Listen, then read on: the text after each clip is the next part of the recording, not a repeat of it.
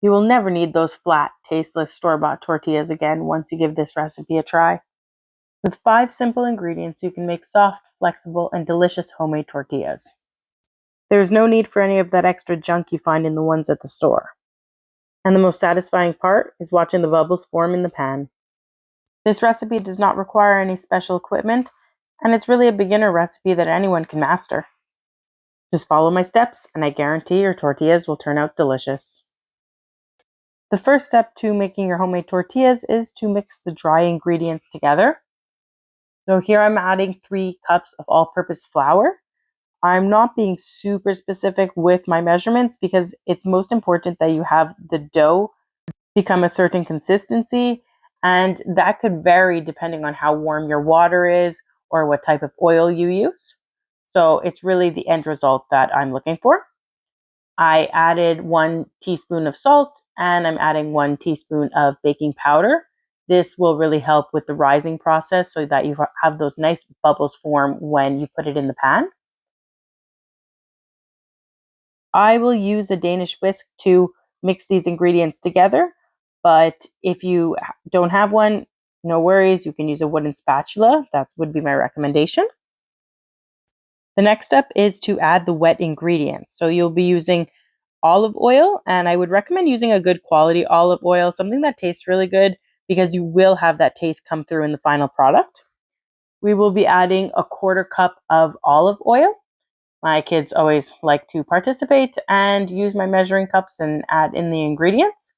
I would recommend forming a little well in the center of the bowl. So making just like a little hole in the flour and the dry ingredients for the olive oil to sit. And then I will also be adding 1 cup of warm water. You don't want the water to be too hot. You want it to just be above room temperature. Tortillas are a type of flatbread, so they don't require the same type of rising process as bread, but there is a bit of a rising agent, which is baking powder, which will help to form the nice pockets and bubbles that you get. The warm water that you use will also help to make the dough a lot easier to work with. So we will be slightly kneading this dough, but the warm water will make the texture a lot smoother, and it'll be a much of a faster process than if you were kneading, say, dough for bread that you were making. Of course, I had to give both of my girls a chance to stir. It does become more difficult to stir the more you mix it together. I wet my hands here, and now I'm removing the excess dough from the whisk. Now, if I were to touch this dough right away with my dry hands, I would have had the dough sticking to me. So I made sure to wet it. I personally like to work with a wetter dough that I could add flour to than a drier dough that I would need to add water to. It's really hard to add water to a dry dough, but it's really easy to add flour. So a quick trick just to get the rest of the dough out of the bowl is you take some of the drier bits and you rub it around the sides, and it'll help release any wet bits that are stuck to the sides of the dough. And that was what you saw me do there. Now I will be kneading this dough. I'll take some flour and just sprinkle it on top. This will help to keep my hands from sticking to the dough, as well as keeping the dough sticking from the counter surface. So kneading the dough doesn't have to be a difficult process. I actually find it a bit relaxing and somewhat therapeutic.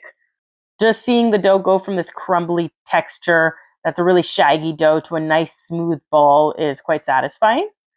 So I'll knead this for a couple minutes, about 2 to 3 minutes. And I'm also trying to show my girls how to make tortillas. So I give them each an opportunity. And you'd be quite surprised at how well my girls can make tortillas after watching me make these a handful of times. If my 3 and 5-year-olds can do it, so can you.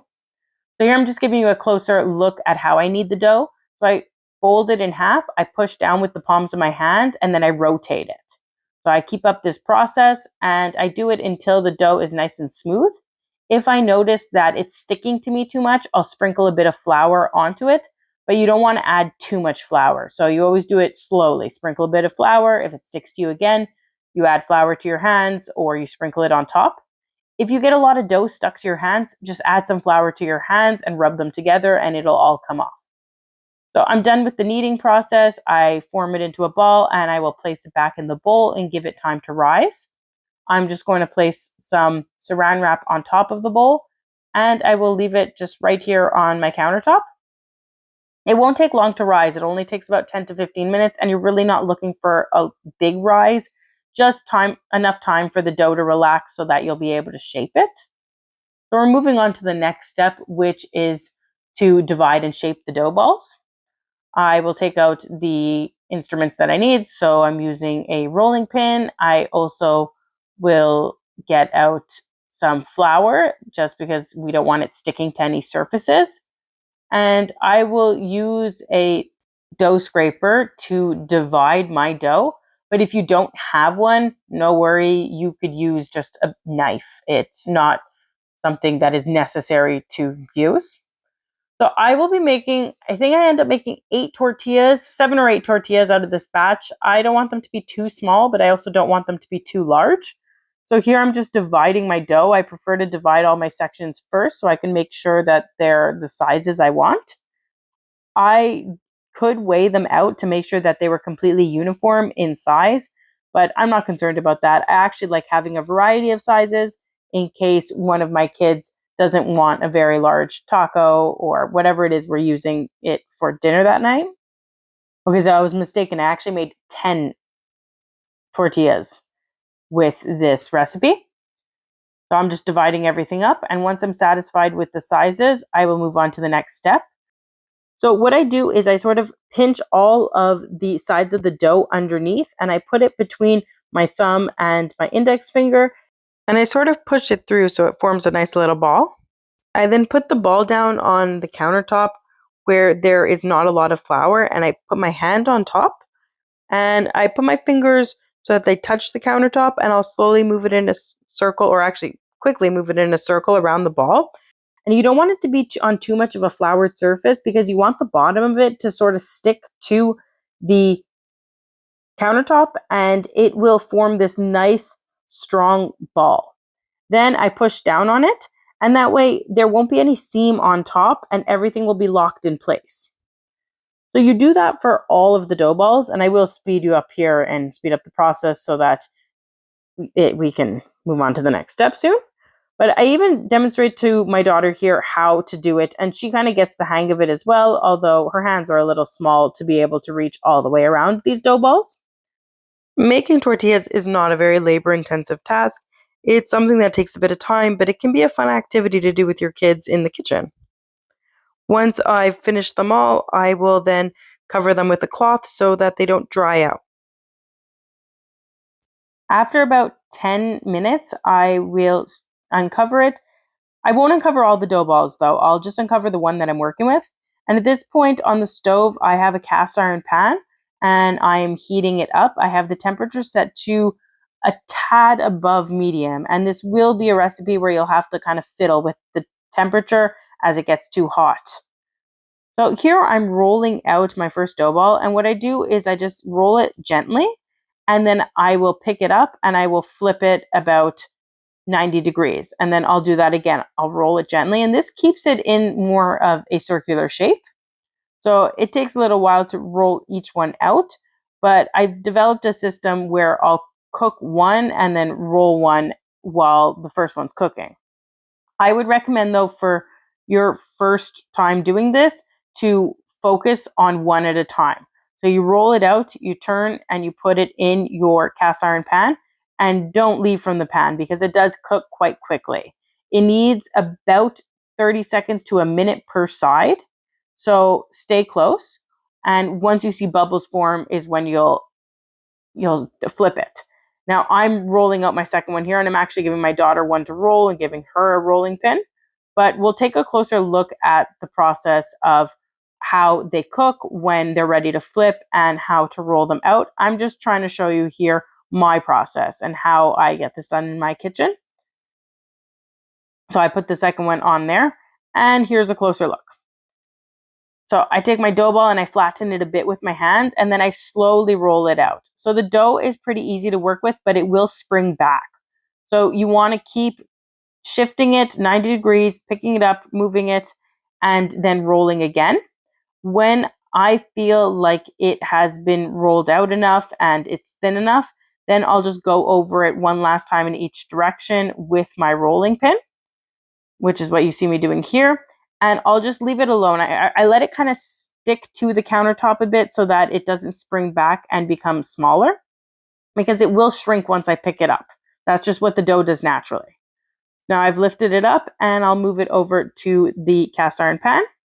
I threw it in the cast iron pan there, and like I said, I'm adjusting the temperature. So I felt like it was getting too hot, so I took it down. And now I see a nice bubble form, and I'm going to flip it. So you want to wait for those bubbles. But if you notice that the bubbles are forming, and when you go to flip it, it's too brown on the opposite side or it's turning black, then turn down the temperature. If you notice that the bubbles aren't forming at all and it's taking a while to cook, turn up the temperature. It may take a little while for you to understand the temperature that's needed to form these bubbles, but once you get it, it becomes a lot easier. You also have 10 shots that you can get it right with. So I'm sure by about tortilla number 5, you will feel a lot more confident in making these.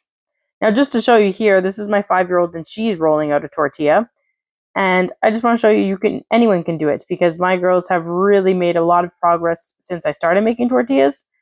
And I like to include them in this. I want them to be familiar with how to make their food and the steps that they should take.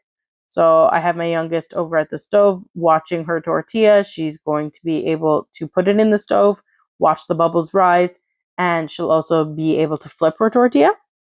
So getting kids involved and making them understand where food comes from not only is important just for them, like educationally, to understand that process, but also it helps them get excited about their food, because I know toddlers and young kids can be so difficult to feed, but when they feel like they've accomplished something in the kitchen, they're so much prouder of the food that they make and more likely to eat it. It may take us a little longer to get things completed, but it's well worth the effort to see my kids not just well fed, but well nourished. So here my eldest is rolling out her own tortilla, and I'm quite impressed. It was quite round by the time she was done. She picks it up, she's going to go over to the pan, and she's going to wait for the bubbles to form as well. So she is eager to flip it, but I'm right by her side making sure that it fully cooks. I have to say this was quite an impressive tortilla, probably the best one she has ever made. She struggled a bit with flipping it here, but that is all part of the learning process. The last step to make sure that your tortillas are soft and flexible and they don't go hard on you is to cover your tortillas as soon as you take them off of the pan. So you're going to make a stack and you're going to cover them with a kitchen towel or a tea towel, whatever you have available. That will allow the steam to keep the tortillas from going hard, kind of like you would do with waffles or something. And it will keep them fresh so that when you're ready to eat them, they are flexible and they can wrap whatever meat it is or veggies that you're putting inside. So here's our final product. The tortillas are nice and flexible and soft and light and have those nice air bubbles. Now I'll give it a try for dinner time. I've made these plenty times before, and I'm always shocked at how flavorful they are and how delicious they are. I hope you give them a try too. Enjoy.